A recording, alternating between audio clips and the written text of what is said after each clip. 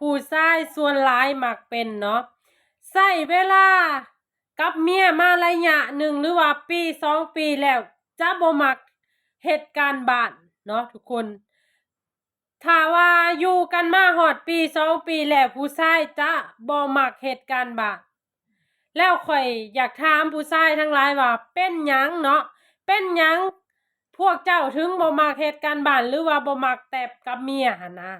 ทั้งที่การแตบหรือว่าการมีหยังกันนี่นะมันคือเป็นการบอกฮักแล้วก็มันเป็นการยั่งยืนถึงการใช้ชีวิตคู่ที่มีความสุขที่ตอบสนองความต้องการของกันและกันเนาะ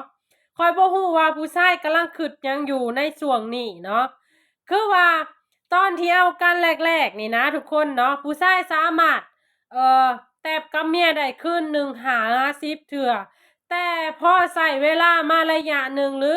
ปี2 ปีมาแล้วจะลดลงเนาะหรือว่าเดือนละเทื่อหรือว่าบางคน3 เดือนต่อเทื่อแบบนี้คือเจ้ากำลังทำลายความหักของตัวเองเนาะเพราะว่าการมีเซ็กนี่นะคือบ่ว่าแต่ผู้หญิงผู้ชายคือต้องการเนาะคือต้องการและก็มันเป็นการปลดปล่อยอารมณ์เฮ็ดให้เฮามีความสุขเฮ็ดให้เอ่อ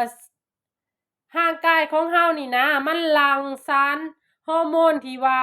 มีความสุขออกมาเนาะแต่ว่าผู้ชายส่วนหลายกลับบ่ตอบสนองให้เมียเท่าที่ควรเนาะ ข้อยบ่ฮู้ว่าเป็นหยังเนาะทั้งที่เมียหั่นนะก็พร้อมที่จะสู้รบตบมือเต็มที่เนาะกับผัวบ่แต่ผัวบอกว่าต้องการแบบใดท่าใดเนาะเมียของเจ้าคือพร้อมเต็มที่